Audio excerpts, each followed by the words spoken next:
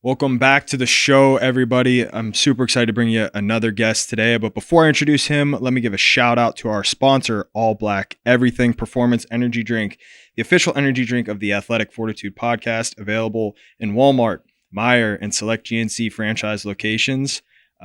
Can't speak enough to how amazing their drinks are. I am pumped full of caffeine, probably an unhealthy amount, but I can't get enough of their drinks. They're phenomenal. So can't thank them enough for their sponsorship, and they're becoming a regular part of my daily routine. With that being said, excited to bring on Nate Burkhalter today.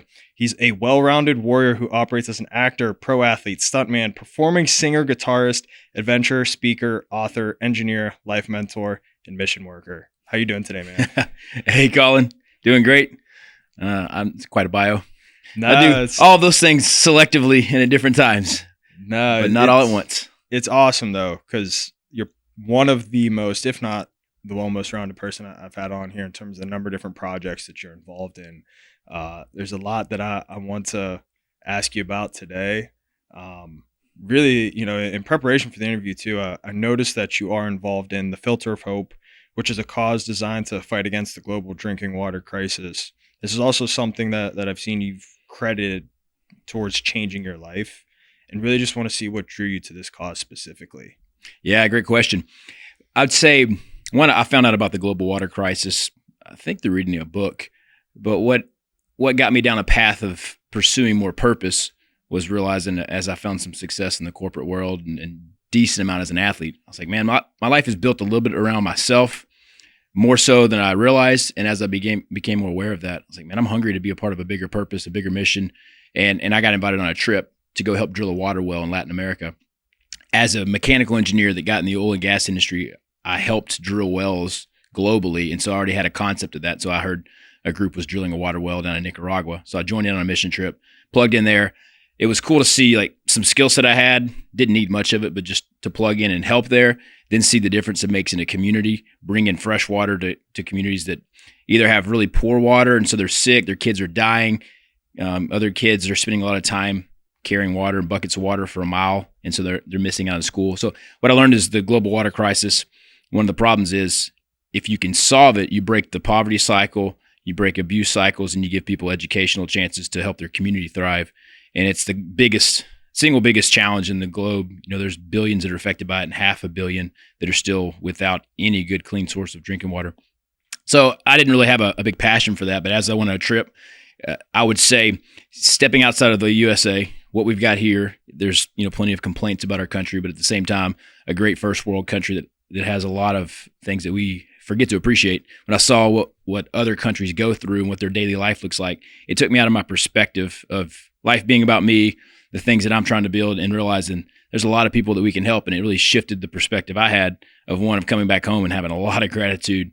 And so from that place of gratitude and that perspective shift, it gave me a lot of fuel to keep doing the things I was doing in my job and in my pursuits, and changing that perspective from like, oh, this is hard, no, life's not fair, into, man, I got a lot to be grateful for. Let's work on the things that, I don't particularly love about my life or our country, but at the same time, let's be appreciative of what we have and see where other countries are in desperate need.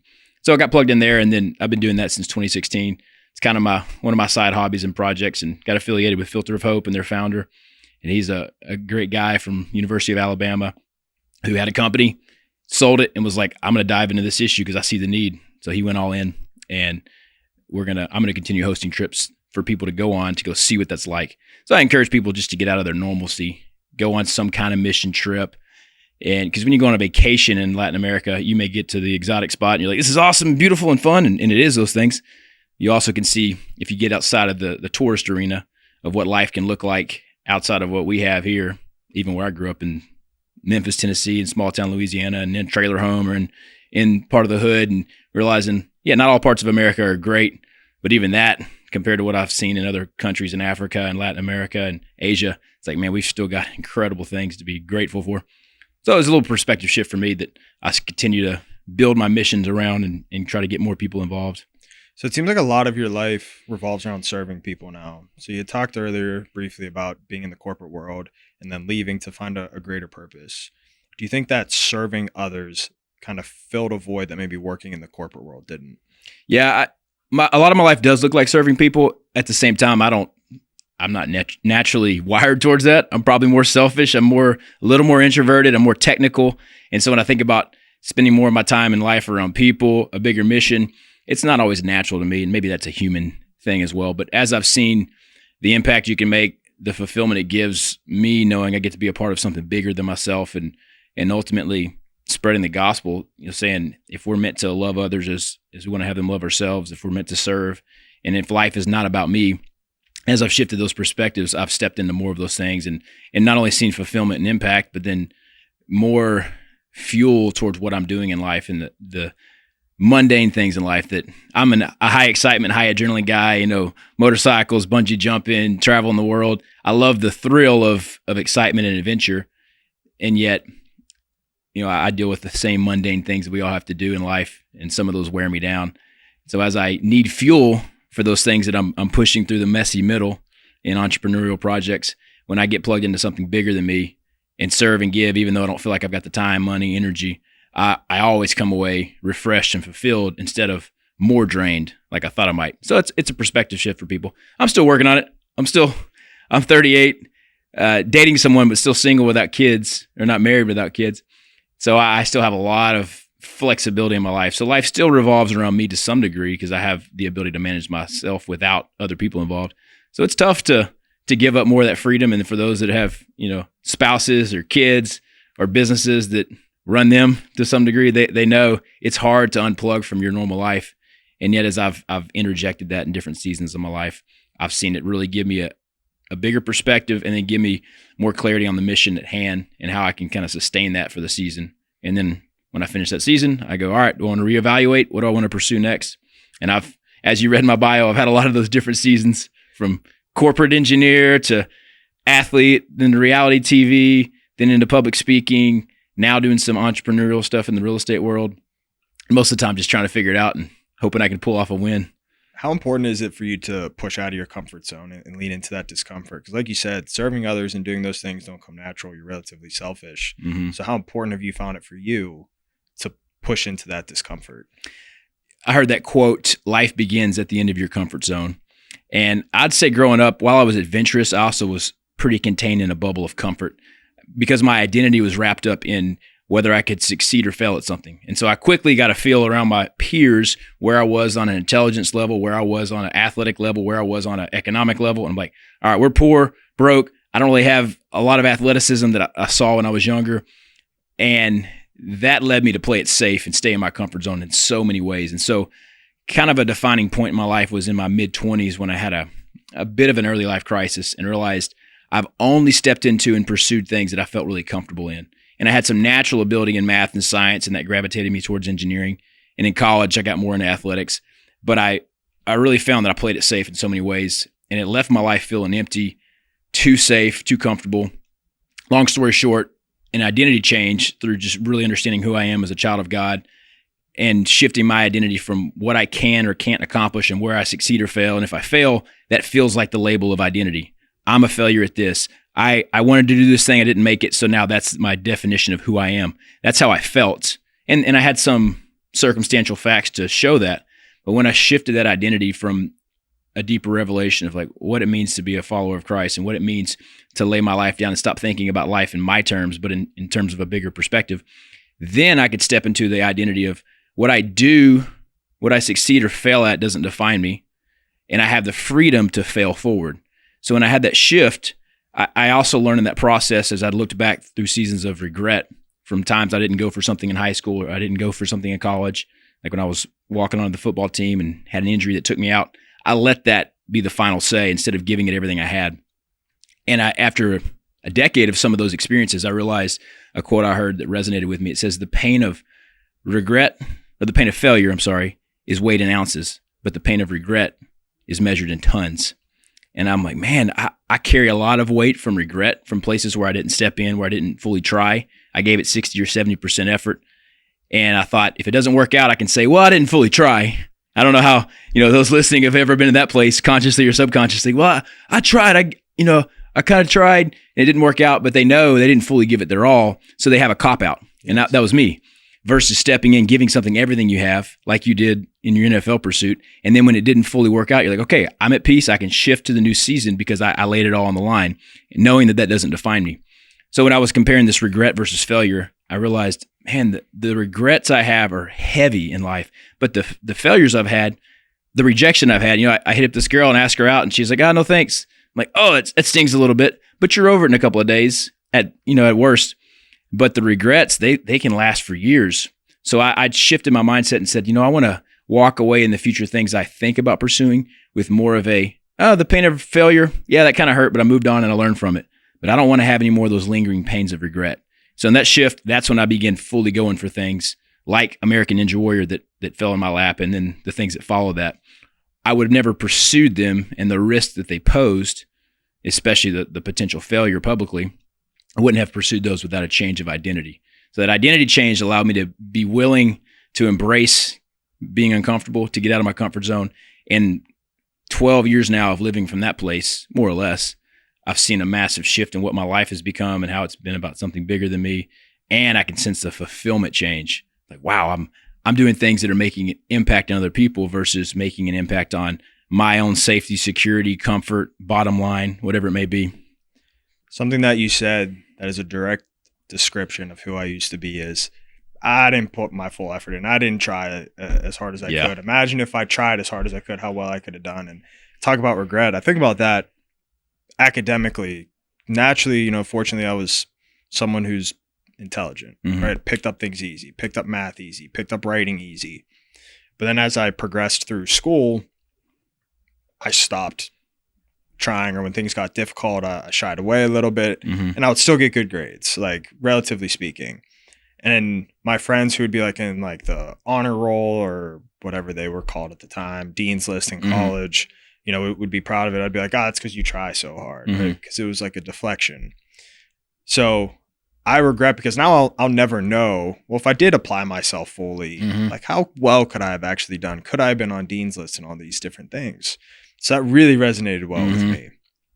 The other thing, identity, and you talked about it a lot there, and identity work is a ton of what I do, because for me, getting stripped from playing again, I felt I lost my identity. That identity shift that you're talking about is really well articulated, but it's really hard to do. How did you actually make that shift, and how long did it take you? And are you still working on shifting that identity, or do you feel you've mastered it, relatively speaking? Yeah, great question. I consider myself a recovering people pleaser. So it's a real thing. Yeah. A lot of things in hindsight are much more clear. So I don't know that I had the articulation to describe what I talked about with identity, with playing it safe, getting out of the comfort zone.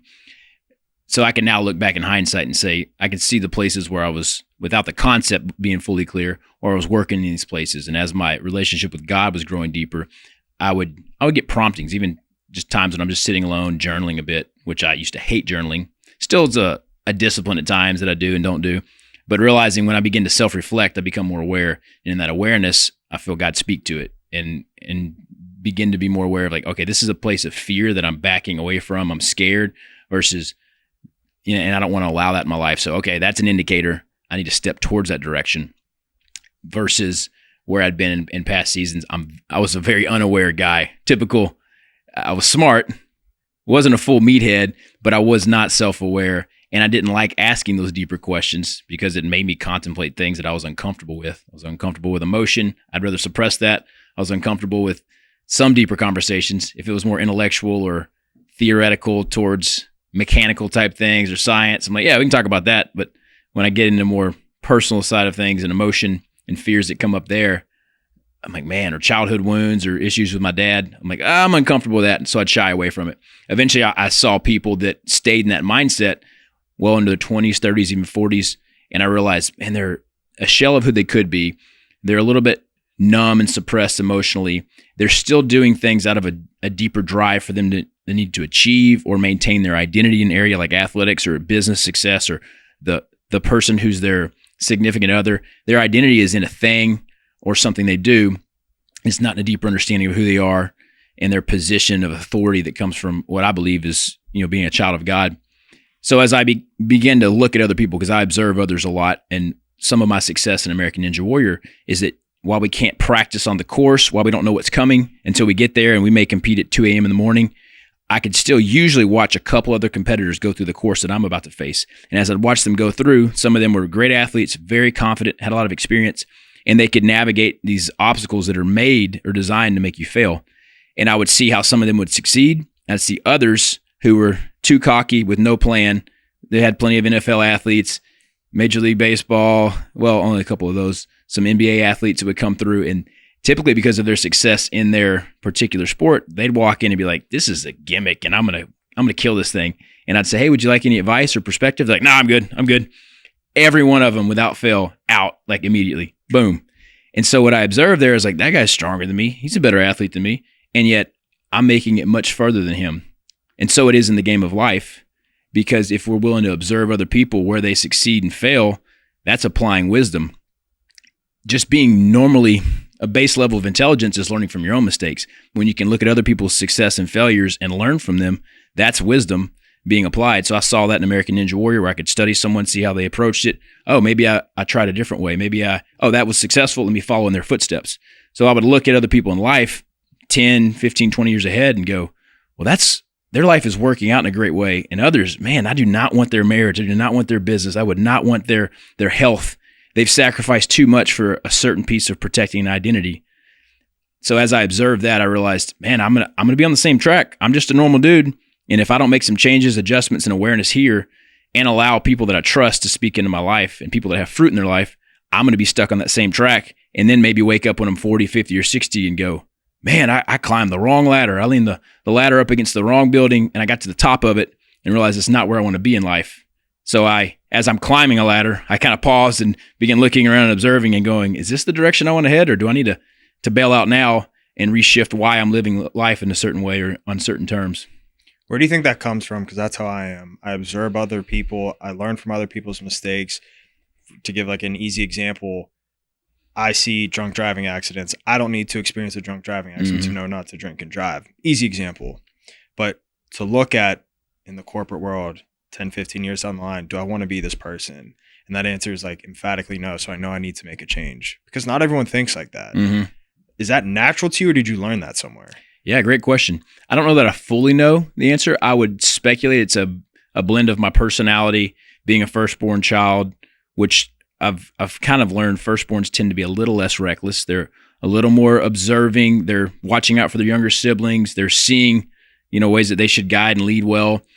I grew up in a house of 5 kids. My dad was a pastor or preacher of a small church. I learned a lot of religious structure, a lot of it good, some of it bad.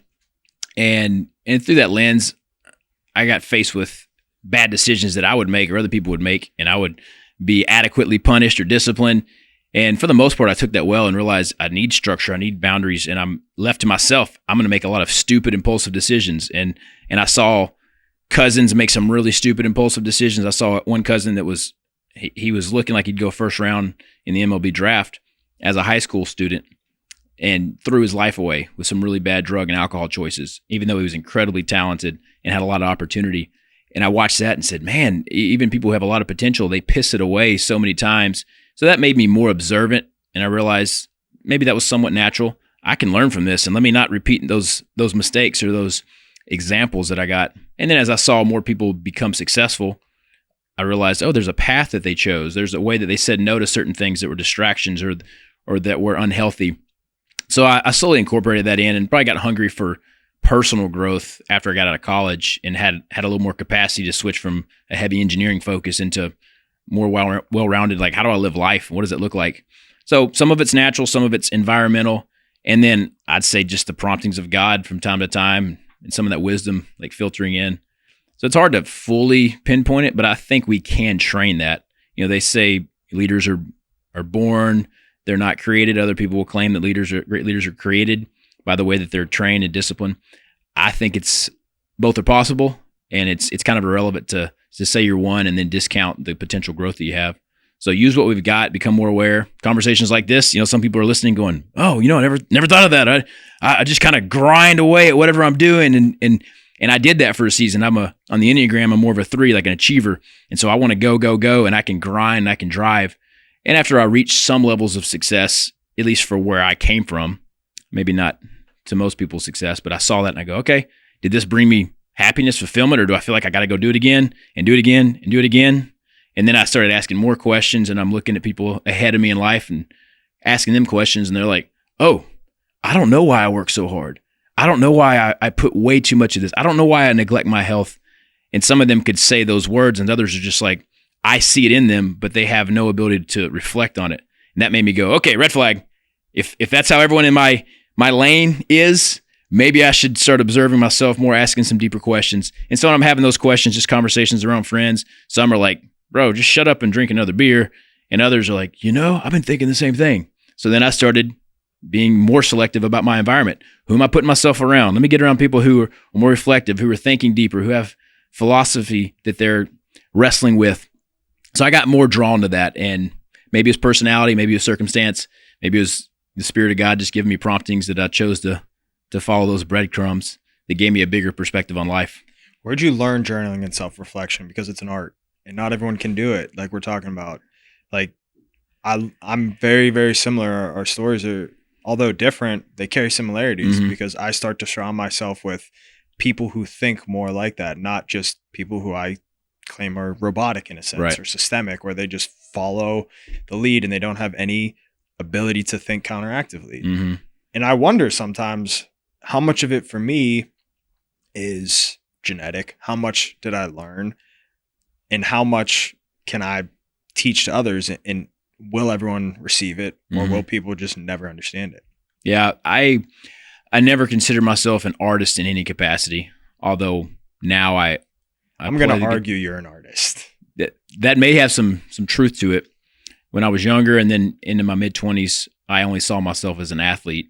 And even then, that was a weak identity in the sense that I wasn't a great athlete. Not until my mid-20s did I step into more of like, oh yeah, I've got decent skills in this world. I always hated the thought of journaling. I remember my mom, when we homeschooled a few years when I was younger, she'd try to get us to do a morning journal or write something. And I found one of those old scripts a couple years ago in a shoebox. And it was like, today is January 15th. I'm 14 years old. We're going to go ice skating today after school. I hate journaling. That was about it. And I really never did it. I ignored the command. When I got a little older, say mid-20s, some mentors of mine that were 10 and 15 years ahead, one was a doctor, one was an athlete, and another was a pastor. They all had different personalities than I. But the common thread I saw between them in their self-awareness, they all said they journal. And they said, one, when I journal, I hear more of God's voice and promptings because I'm allowing my mind to be still and quieting my mind and my spirit, versus for me as an action taker, I couldn't sit still. I always had to be go, go, go, go, go, do. And I didn't, other than some base plannings for a project, I didn't sit down and contemplate much. I always had to fill that gap because I felt a little uncomfortable being in my own thoughts and the places of shame that I had, or the places where I felt, man, I'm not doing life in the right way, or something's off here. I'd rather not wrestle with that. Let me just suppress it and let me get back into doing something. So when I learned through example that these guys with different personalities and some similar to me saying, yeah, I was an athlete as well, and I wasn't much of a thinker, contemplator, but journaling has really helped me piece together my thoughts more clearly, get outside of them so I could look and reflect on them instead of just sitting in them with the emotion that I can't even recognize, but there's an emotion attached to our thoughts. And then when I can separate those things out, I got a better perspective of life, and I could begin journaling and going down a thought trail of where I feel God beginning to prompt me in something. So I slowly learned different methods of how to do this, and journaling and reflective and questioning, and some of them worked for me and some of them didn't. So just like anything, if you're willing to keep pursuing an answer, like I've done for health when I don't feel like my health is up to par, and I check in with one doctor and they're like, no, you're fine. Okay, well, thanks. And another homeopathic side, yeah, maybe try some of these supplements, and that didn't really work. And as I've dug and continued to pursue answers, eventually I've found solutions. But if I just asked once and tried once and then gave up and said, well, it's not solvable, then we get stuck in those places. And I've done that philosophically. I'm like asking deeper questions about life, meaning, purpose, universe, God, angels, demons, aliens, all of these, philosophical type questions. As I've been willing to go down that path of asking deeper, bigger questions and pondering them, I felt it open up my awareness a lot more. And journaling's been a good tool for that. So long story short, I finally found a tool and a method that I feel like works a little bit better, a little more. I like format and structure, and then I get bored from it. So begin implementing that. It works for a season. And then I'm like, all right, I got to mix something up, try it, or give it a rest. And so I'm in a rest season right now. I journaled some yesterday, but it's been a month or two. Journaling, though, is one of those things I've talked about on this show before. For whatever reason, it gets a weird bad rap to men in particular. Yeah. But what I think people who don't study history or know is world conquerors would journal every single day. Conquerors who built civilizations, who conquered civilizations, who shaped the world in a lot of ways that we know it today, journaled daily. And I can't understand why it got such a bad rap and that it became a feminine, girly thing to do. How's it changed the way you communicate with yourself? Because I know you talked a lot about that right there, but how has it helped you actually formulate, I hate the word positive, but positive thoughts or things that move you forward in the right direction? It brings me to the thought that, one, a friend of mine here in Frisco, he leads our men's group at our church, 300 men every Saturday morning, and he's a Navy SEAL, or former Navy SEAL, 33 years old. He tells us every Saturday, he said, you only have to be taught once, but you have to be reminded often. And the military is good about doing things over and over and over and drilling in routine because we forget so easily. And I realize there's places in my life that I've forgotten a breakthrough I had. I forgot a struggle I was having that eventually it came to a resolution. I'd forgotten where God moved in my life. And because I so easily forget, another quote that struck me was, the sharpest mind is still duller than the dullest pencil.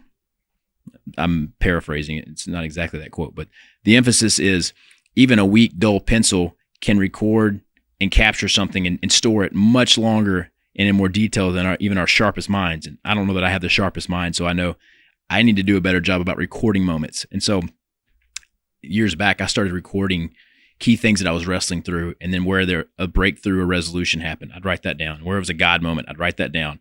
And even now, in one of my digital journals and notes on Evernote, one thing I use, I'll go back in and look at a title of something. I have one page that's like key journaling moments or highlights, and I'll bring some of those things back up from 2015. Like, wow, I was really wrestling with this, and God, are you going to show up in this place? And is it going to work out? Should I take this leap of faith or not? And then I would see, months later, or even remember then, oh yeah, it did work out. This is where it happened. This is where it was worth it for me to take that risk or that step of faith. And so as I look back on these monumental times in my life, and even now from one TV show, I have a trophy that's sitting on my bookshelf, and I don't put my identity in that thing, but I also look at it and go, man, that symbolizes so much work, steps of faith, and places where God showed up.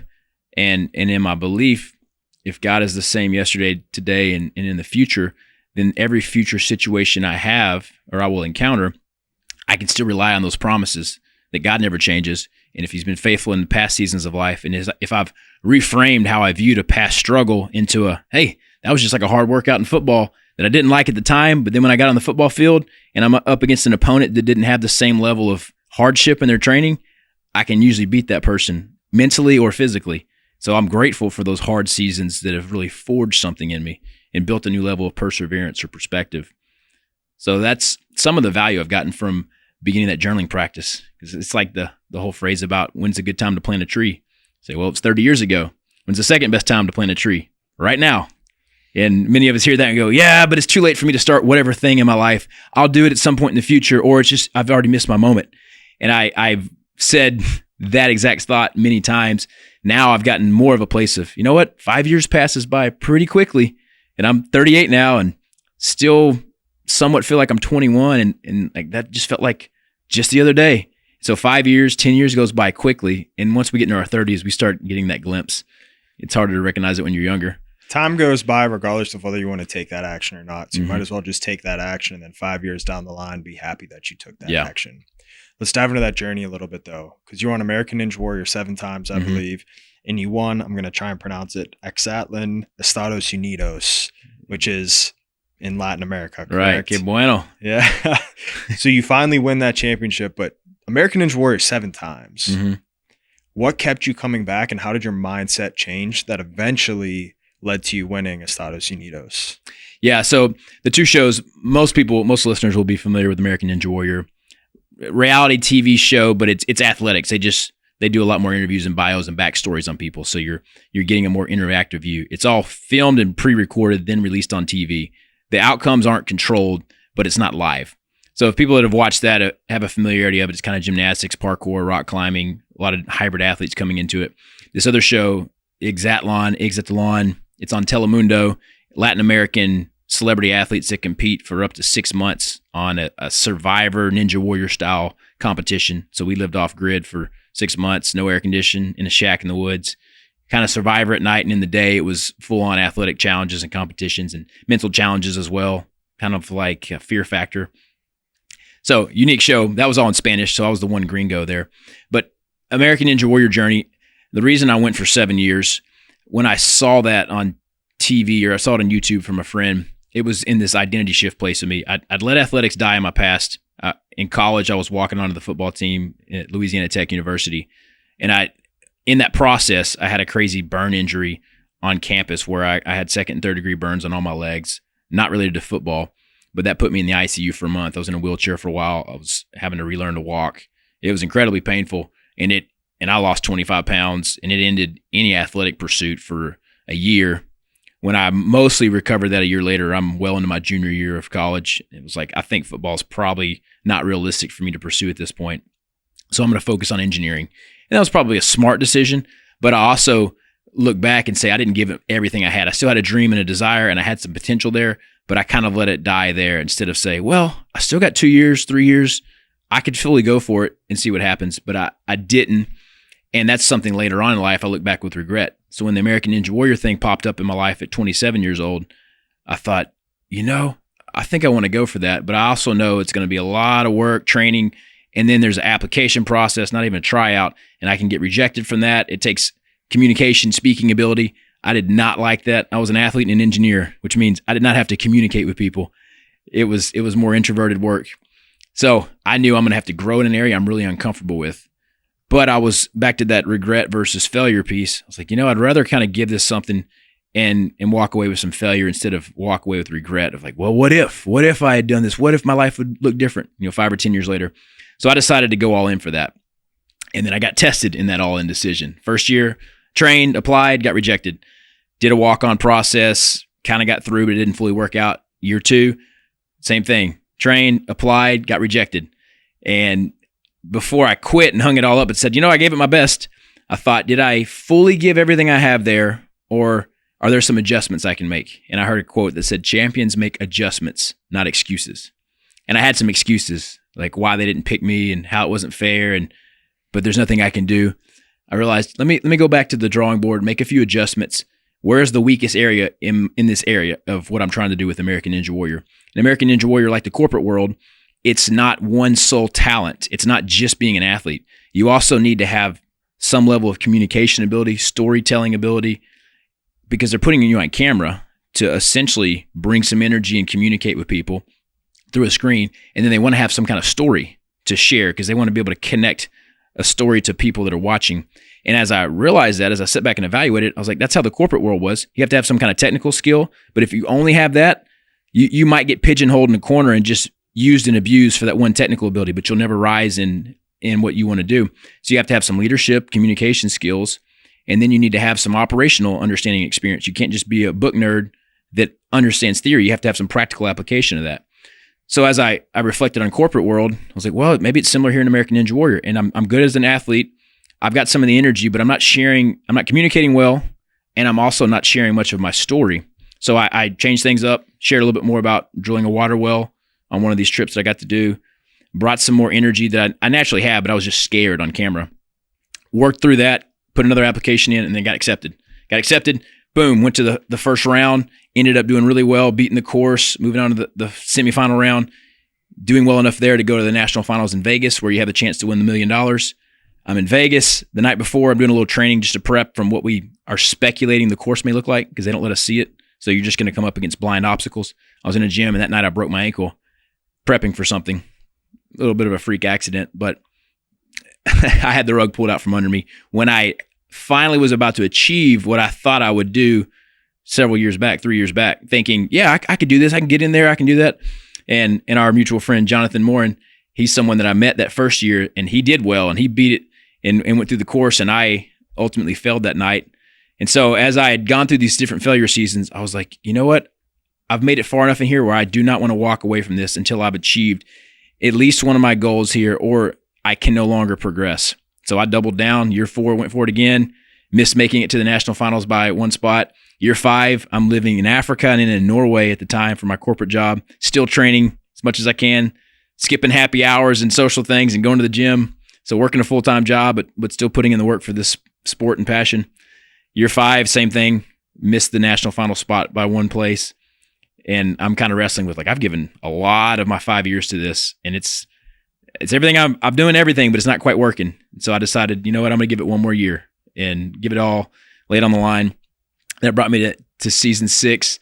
In that process, I was also feeling like it's time to step out of my comfort zone in my career. I'd been an engineer for almost 9 years, had done well in that career, but I'd sensed this is not the place of impact. It's not scalable for me. It's causing me to make life decisions like living overseas on compounds. And I want to get back to a place of impact with people. So I subsequently quit my job in my corporate world. My manager at the time was like, "You are crazy. What is going on? Who's offering you more money?" I'm like, "No one." "What are you going to do?" "I don't know, go on a mission trip and maybe say yes to speaking at a church that invited me to speak at their men's conference." They're like, "They paying you a lot of money?" "No." "Well, what are you doing?" I was like, I'd rather step out in this thing and figure it out than just stay here because I'm comfortable. And as I stepped out, I went back for my 6th season on Ninja Warrior, got accepted, flew home from Africa at the time, competed in the first round, made it through, got in the second round, barely made it in, made it to the national finals by 1 spot. So instead of being 1 spot out, I was one spot in. I was in the top 12. So barely got in, went to the national finals, and beat the first round, the one that I'd broken my ankle on 3 years before, and it was over then. Beat it. I'm like, man, now I'm in the final couple of rounds. Got a chance to win $1 million. I'm feeling great. I'm in great shape. I was 33 at the time and competing with 18-year-olds and 21-year-olds that are in the prime. That night, or that day after we finished the first round, we go back to the hotel because there's a 12-hour break before the next round, and I come down with this massive food poisoning. Thought it was malaria from where I'd been in West Africa, but I ended up puking my guts up and diarrhea for 12 hours. Lost a lot of fluid, couldn't barely stand up. Some friends brought me down to the course, and the producers are like, "If you can't compete right now, then you're eliminated." And I was like, I'm not quitting. Give me an IV. So they hit me with an IV, get some fluids back in my system, and up I go on the course for the final rounds. And I ended up thinking I was just going to stumble off the starting block and fail, but end up progressively getting through each obstacle. And as I'm watching the countdown clock and I'm struggling my way through, I end up making it to the last obstacle.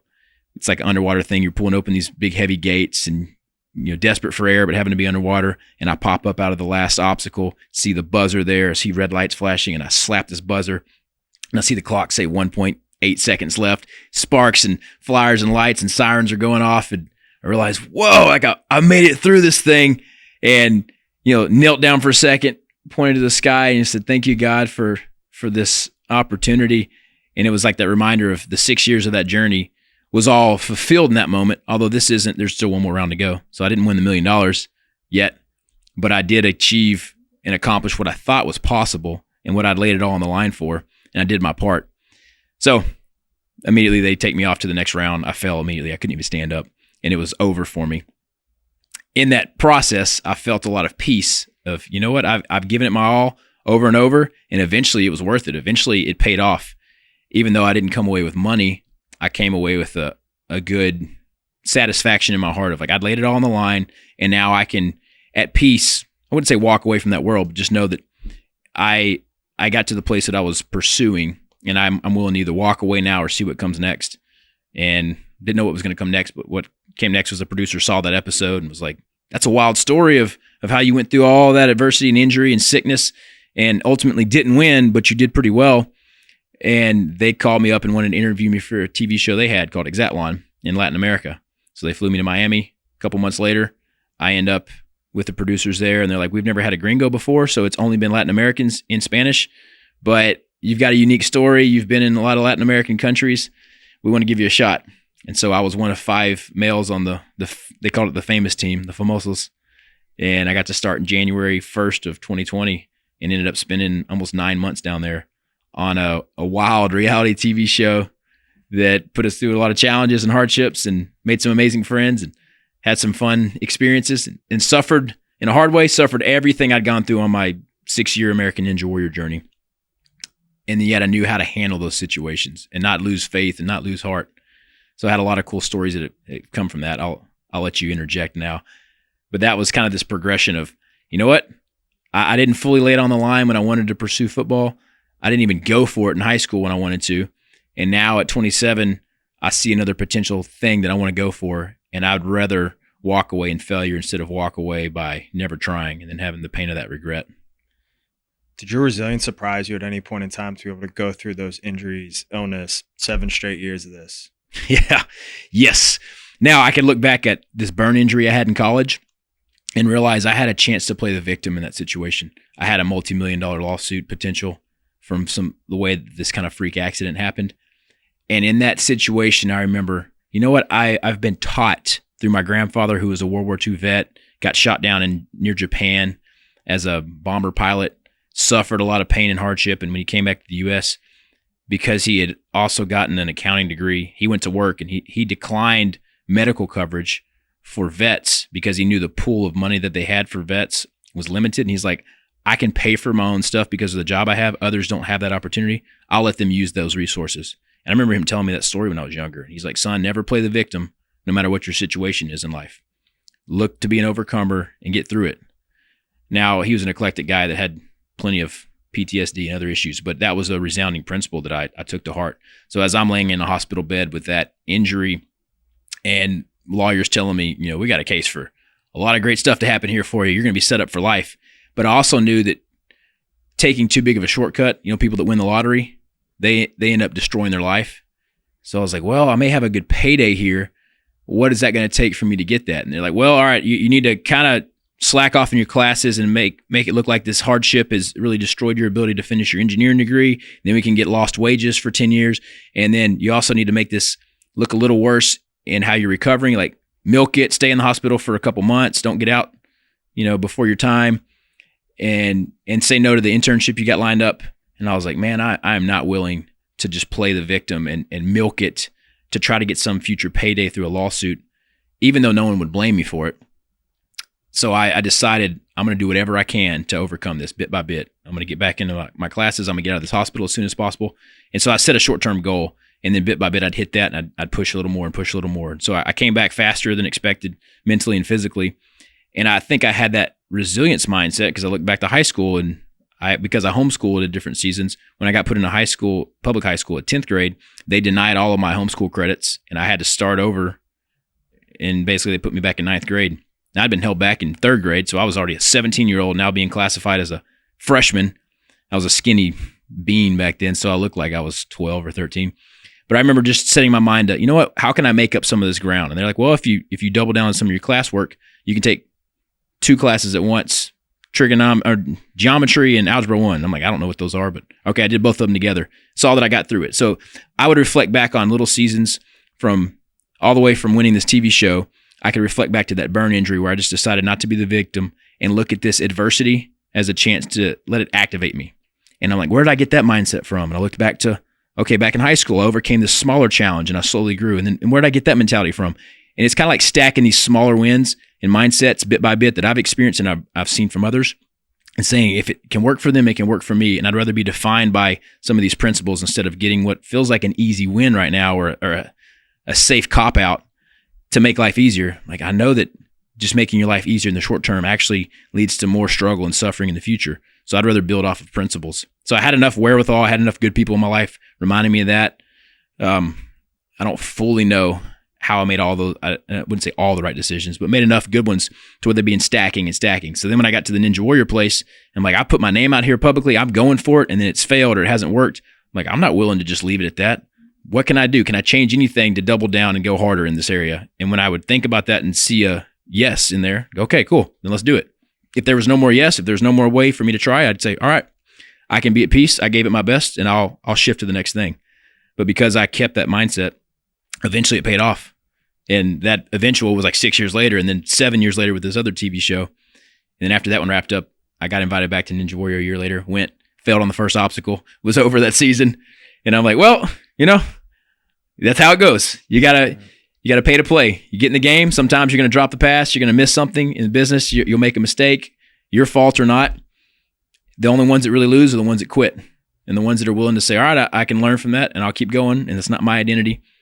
That's what's kept me willing to try new things. Like now, I bought an investment property a couple years ago, and I'm renovating a house and trying to subdivide some land. I've never done it before. I don't have capacity or skill set in that world. But I was like, I just can't sit idle and do nothing. So let me step into a new world that's more entrepreneurial so I can continue to have some kind of lifestyle design. And I'm tasting my own medicine of putting myself in uncomfortable places to force me to grow. And I've grown a lot. And jury is out on whether or not that project will be a win. We still got some potential for it to be a win, but it's taken a year and a half longer than I expected, such as most things we do in life. And yet I have learned enough through it that's like, well, if the worst of this is that I got a paid education, then great. And if I don't quit, then the next thing I do, I can apply all that learning to scale it to find a win in there. Is failure as bad as you think and is success as good as you thought? It's a great question. Yeah, failure never seems to be as bad in hindsight, but the fear of it, which is like a fear of unknown, I can be a control freak and I care about perception. I'm a people pleaser, recovering. So I want to be viewed as smart and successful, which leads me to not take a risk or to be really afraid of some perceived failure. When I've gotten through a failure, I look back and go, oh, that wasn't as bad as I thought. Oh, people didn't define me by that like I thought. And the ones that did, who cares? I've got close friends that know who I am and what I'm about. So no, it's never as bad as I perceive it to be. And on the flip side, I have learned that certain measures of success are never as fulfilling as we think they are. And one of them, I've got stories from that, but I'll use the highest level of example I know personally. One of my good friends here in Frisco, Texas, is Steve Weatherford. He's a former NFL player, won the Super Bowl with the Giants back in 2012 or 11. And he said the night he won the Super Bowl, as he got to hoist the trophy, as he had his family there with him, later he's in a hotel room by himself because they separated the players. And he's looking down and watching thousands in the street celebrating. And as he's also watching that, he's realizing I've achieved all of my athletic dreams, to be at the pinnacle of success. And he got to play, that game he was from Terre Haute, Indiana. So they played in Indianapolis. It wasn't far from his hometown. So he had all of his hometown community there. He's like, I'm at the pinnacle of success. And yet I've never felt more depressed, lonely, isolated, and realizing this did not fill all the holes that I had in my heart and in my soul. But every other victory I had along the way, I thought, well, if I get to this next spot, if I get to that ultimate achievement, then it will give me satisfaction and fulfillment. And so he summarizes it best, realizing even the greatest victories won't bring you true satisfaction, especially if you're consciously or subconsciously seeking them to be that validator. So that brought him back to a deeper reflection of, God, if you're real, why am I here? And what am I living my life for? And he said that was the night he decided his NFL career is over, even though he got a big fat $1.5 million offer for the next season. He's like, I'm done. So he wrapped up his career and moved on. So I've learned failure is never as bad as you think. Great way that you define that question. And success never brings the fulfillment we hope. So be willing to evaluate it. It doesn't mean we don't go for metrics of achieving something or success. I just back up and say, what's my bigger purpose here? And is that something I'm willing to really fight for? Or is that something I'm just trying to get an identity, people-pleasing perspective from? So I ask those questions before I dive into the next thing I do. The number of times I've heard stories about Super Bowl winners, NBA champions, MLB, you name it, whatever, corporate world success, they think that this arbitrary award trophy is going to fill a void inside themselves, and they get there and they realize this is it. This is all this is. And I think it's really important, and why I love having these conversations. I think a lot of athletes, young athletes, even collegiate and professional athletes, they have this vision of what being a champion is, or being a professional athlete, or being a Division I college athlete. But one, they don't know all the work and pain and suffering that goes into it. That goes into competing in American Ninja Warrior, Estados Unidos, and trying to win these things. So there's the work element, the resilience, the fortitude, the pain, the suffering that goes into achieving these things. But then two, sometimes when you achieve these things, if you're chasing them for the wrong reasons, you're never going to have that void filled. So then you're going to look back over your life and find yourself in a depressive state where it's like, I've spent the last however many years thinking that this is going to fill me, and it doesn't. So when you look at your own life or you look at others, since you do a great job of learning from others, what does fill your cup? And that's a saying I stole from one of my other guests that I love is what brings you joy every day? What brings you fulfillment? What pushes you forward? I have some theories in my own life, but really just want to hear what moves you. What brings you what you want in this world? Yeah. I've definitely learned it's outside of me accomplishing something, and it's more about ways that I connect with other people. So I've shifted my life focus from more me, technical, athletics, and into how am I pouring into other people? How am I involved in a community of like-minded? I don't like like-minded in the sense that everyone thinks the same, right? Not group think, but similar mentality. Like I want to be an overcomer, not a victim. I want to grow in life. I want to be challenged. I want to be held accountable. I want to think about bigger thoughts, philosophies, reasons why I'm doing things. So I surround myself with those kind of people that are willing to do similar things. And they hold me accountable and bring me perspectives that I wouldn't have had on my own. So as I look for fulfillment, one, I've learned it's never going to come from an achievement. And some of that we can learn from other people that have achieved way more than we ever possibly could and say, all right, if it wasn't good enough for them, it's not going to be good enough for me. You look at guys that have, I guess women can do it too, but guys who have sought through relationships or women some form of validation. So they're just like one woman after the next, and they're kind of trying to conquer or fill a void, and they realize it's never enough. It doesn't matter how many women I ever get. It'll never be enough to satisfy or to give me real connection.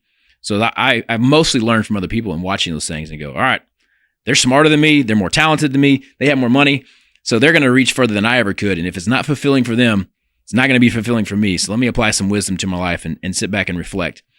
So those are places that I've evaluated. And then as I've plugged more into people, got more into men's ministry and men's movement through churches, because I want to share a mindset of faith and core values.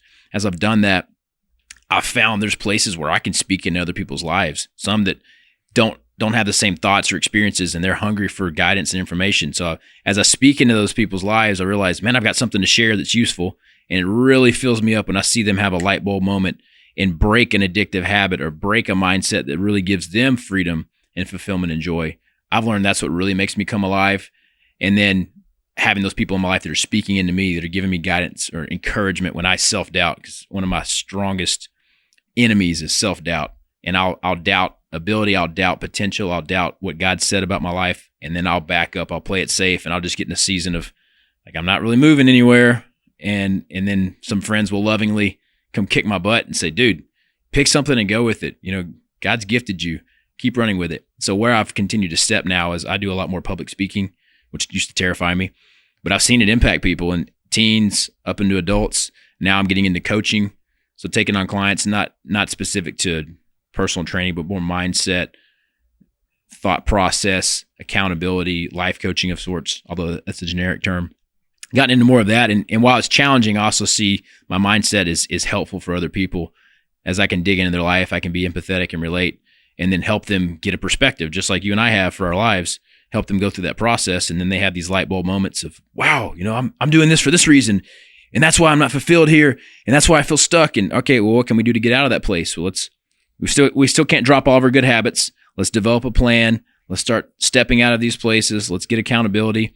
And then as they start breaking free, I see them come more alive. And man, nothing has filled me up more than connecting people closer to God, or helping them unlock a struggle and break through that, or giving them a bigger vision for their life. That's what really fills me up. And the same with taking people on a mission trip. They get out of their first world perspective.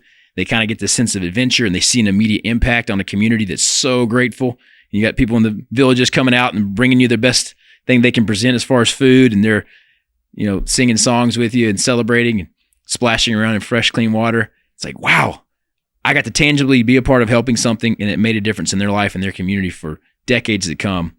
And then I'm going to go back and now be charged up to do what I need to do in the next couple of months.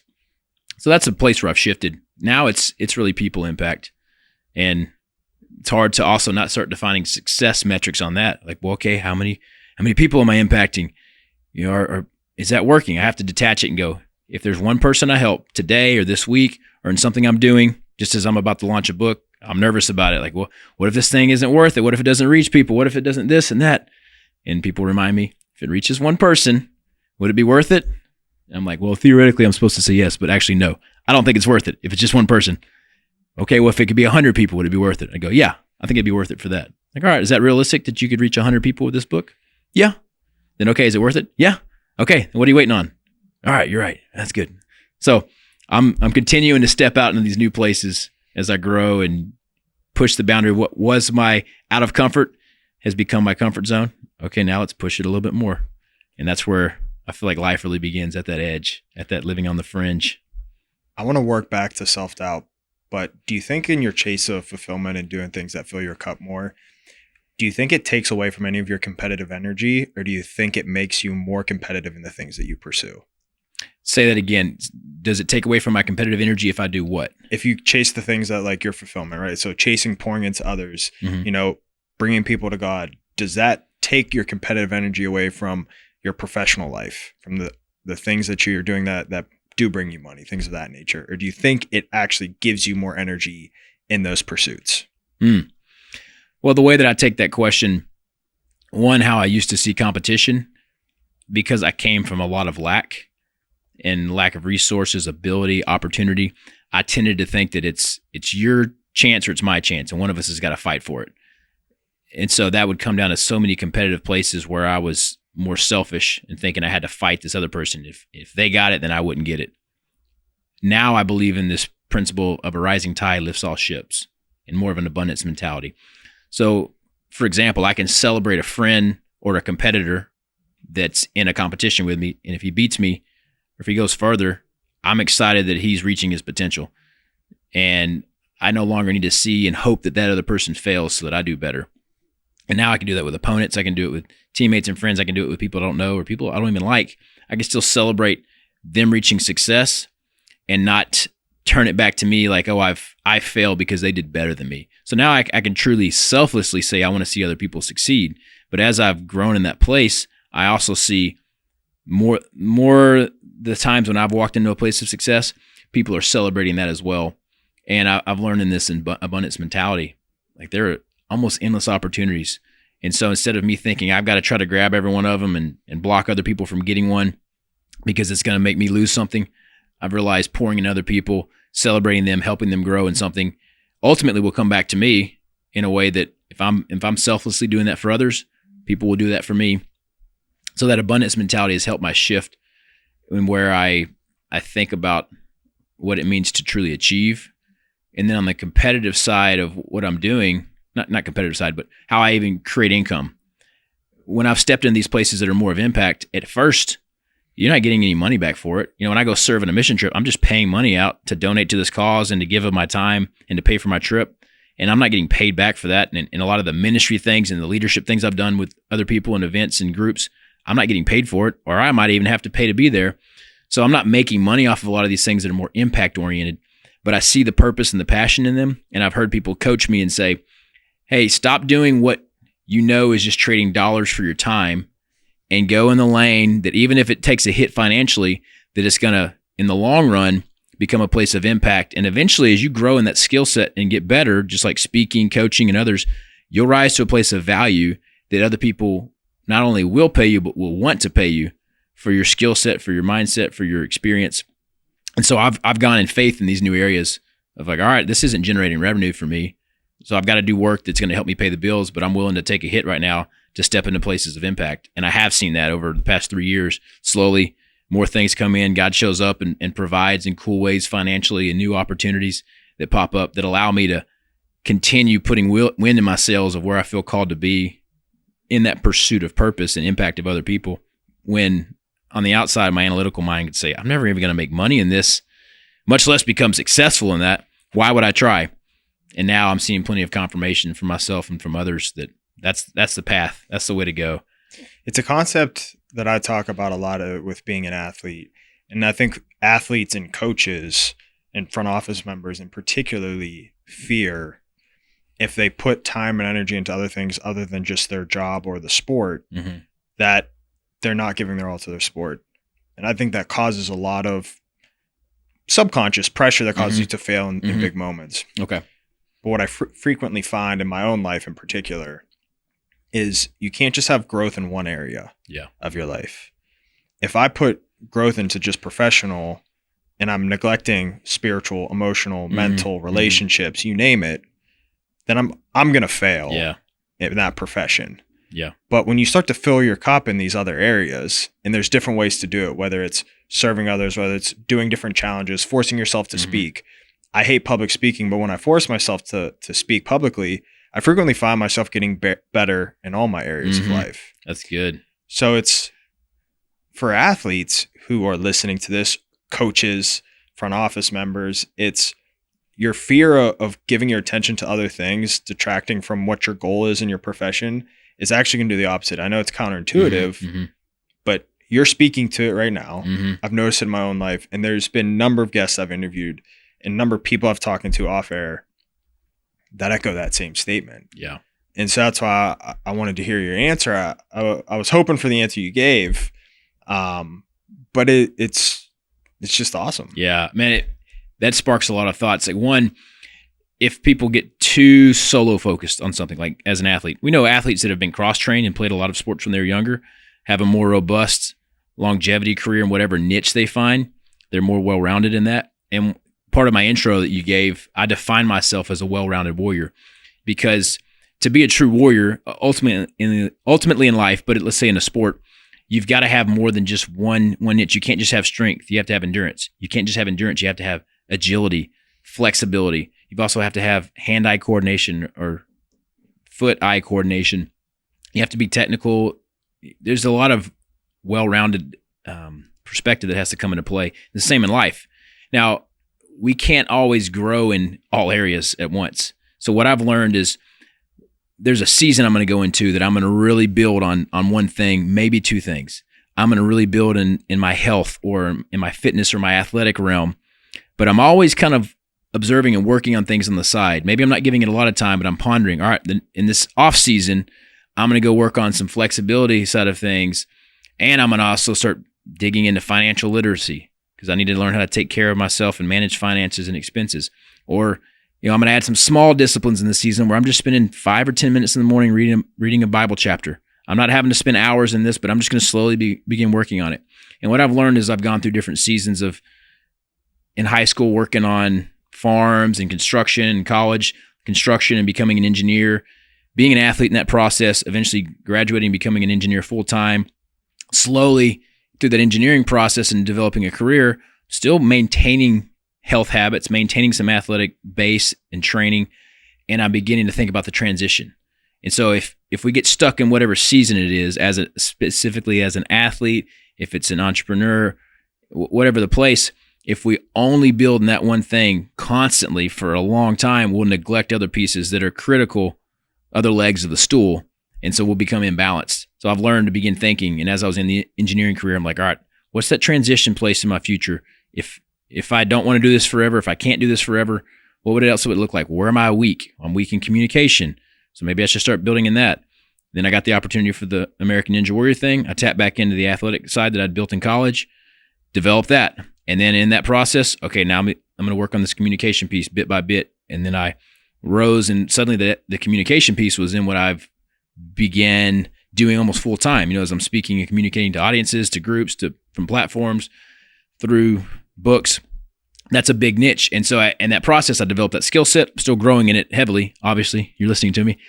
But as I've grown in a place that's more stable, now I'm still working on it, but I'm also thinking about the next thing. What am I doing over here to build something else? How do I build a system? Okay, would it be real estate? And I'm going to start putting some time and effort there. And maybe I shift fully to that in the future or some other lane. But I'm never just staying complacent and only building in that one niche. And so for the athletes listening, while you want to give everything to your sport and your profession, you also know there's a transition coming at some point in the future.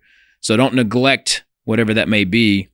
It doesn't mean you stop training or pouring time into it, but what are the things on the side that I can begin working on, cultivating, or the people I can be around to hear conversations that make me think a little bit outside the box? Maybe it's a financial piece, maybe it's a little bit of business knowledge. Like if you're in school, if you're a college athlete, don't neglect your education just because you think you have a path forward in going professional. If you're professional, we all know, just like me, I've had 6 season-ending injuries. It can be over like that. So don't dwell on that fear, but also think about, in this moment right now, how can I also still be applying a little bit of time and energy towards my studies so that I have a degree, or when I'm out of this career and sports profession, What's the other thing I can do that's not going to be a hard stop in life, but be okay, we're turning the chapter and I move into the next thing. What are some of the internal signs that you have that you need to change seasons or start putting energy in other areas of your life?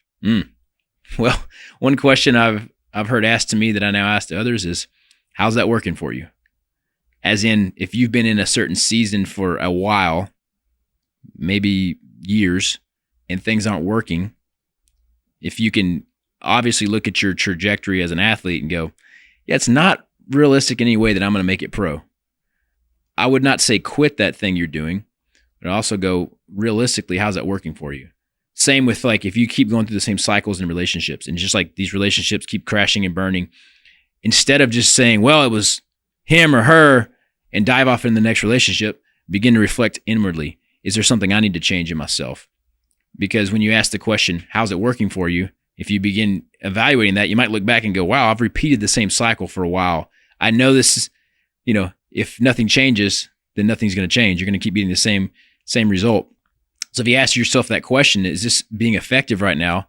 And then the answer is yes, well then great, keep doing it and keep on the path. But if the answer is like no, or I don't think so, then I would reflect back and say, well then is there an adjustment I need to make? Or do I need to realize that I'm just wasting my time? And I'm just delaying what the next season would look like because I'm not willing to let go of this identity that I have around I have to succeed here. I have to be a pro athlete. I want everyone to achieve those dreams and desires. And I did get to walk into a pro athlete status in my 30s after it all ended for me at 21. So that dream resurrected for me, but yet that wasn't my pursuit. I was building in other areas, being faithful with what I had and maintaining a base. And then that resurrected later on.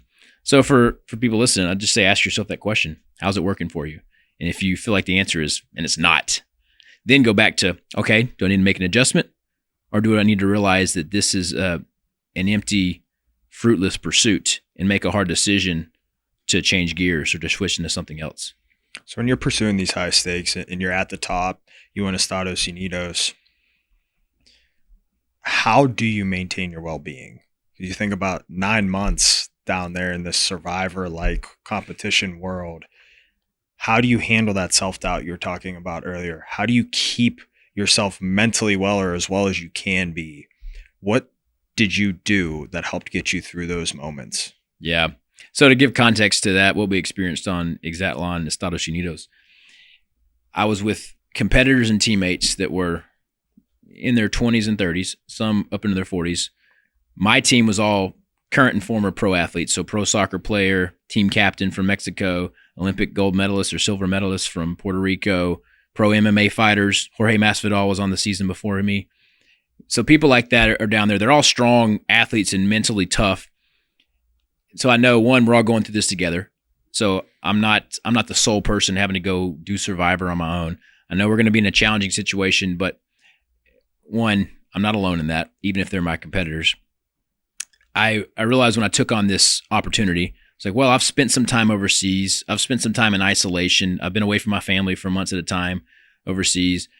I know that I can endure some of that for a season. I also know that in this competition, if it really gets bad, I could quit. I can quit and walk away if I can't handle it anymore. And while I wouldn't like that, and I'm not a quitter, I'm like, well, what's the worst case that happens? You get down there and 2 months later, you just can't hack it. I'm like, okay, well, I can leave. I can forfeit. Someone's getting eliminated every week anyway, so I could let my performance drop off and I'd be eliminated. We're out of there. But I knew going down, I'm going to give it everything I've got. And what's the mental edges that I can hold? Well, for me, certain self-disciplines and things I can control are very important. Because down there, it was like being in prison. We're stripped of our cell phone. We don't have a backpack. We're given a few changes of clothes and a new little pack to hold that in.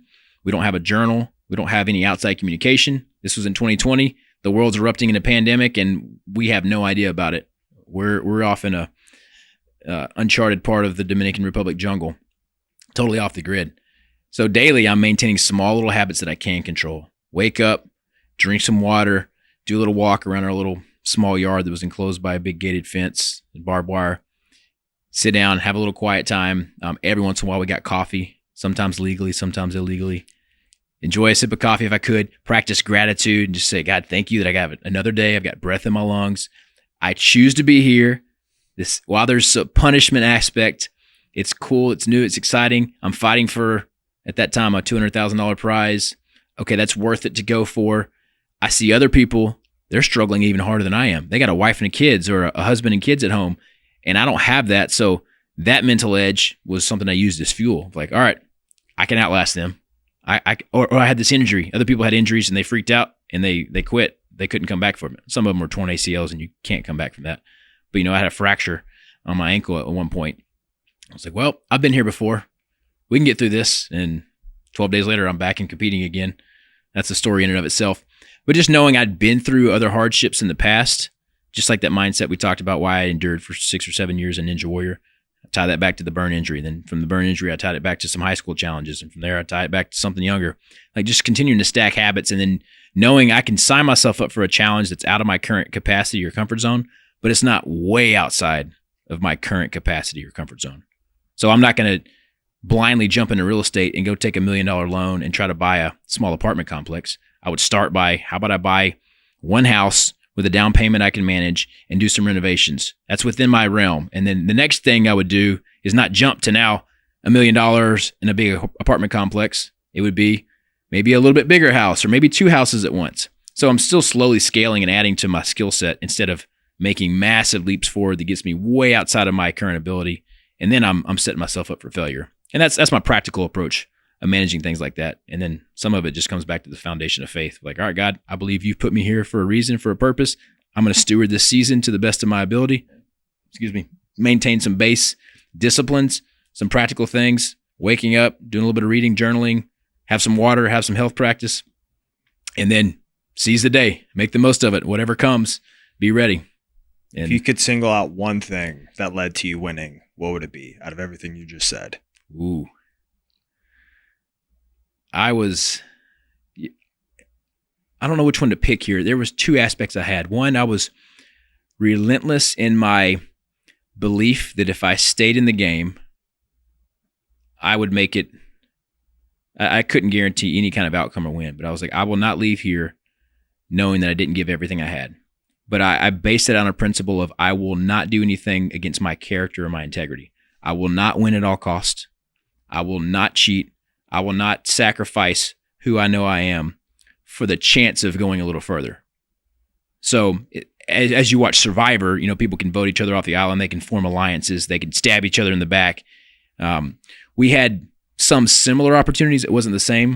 It was more competition based, but I had opportunities to cheat, to do something against my character or integrity. And I said, even if that will help me in this moment, I will not do that. And so I would not win at all costs. And I said, God, if this victory is for me, if this opportunity is here for me, it's not going to come by me seizing it and grabbing it. It's going to come by me being faithful, doing what I can, but adhering to the things that I know are important with character, with integrity, with doing things the right way.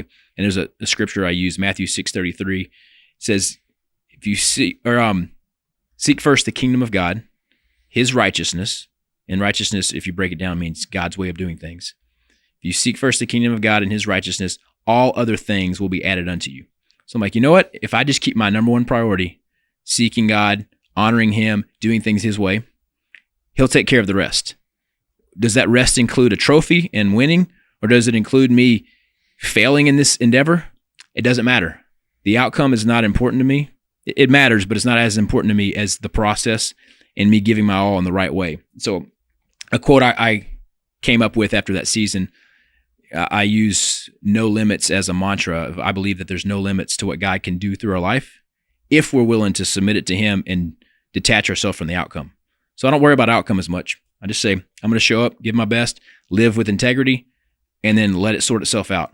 If it doesn't work out the way I wanted, I'm going to trust that God had his hand in that. And I did that for many years on Ninja Warrior, other seasons of life. And then eventually I did that on this TV show, and I walked away with the trophy. And everyone there who had made fun of me for some of my character-based decisions, they were like, man, that victory was definitely by the hand of God. We can't deny that. And some were believers, some weren't.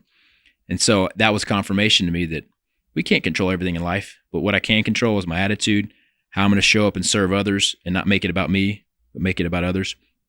And eventually that pays off in the long run. And I've made my life about that, and I've seen it pay off. But it's a long road. It's not the quick victory. It's not the shortcut. And if you want the quick shortcut, It may feel easy in the beginning. And when I have had those, I realize in the long run, that was a big setback. And I got to go back and redo those seasons. So I'd rather take the hard thing that has great value instead of what feels like the easy way, and it actually becomes the harder way. I think it's a beautiful place to wrap this up. Nate, I can't thank you enough for coming on. Your story's phenomenal.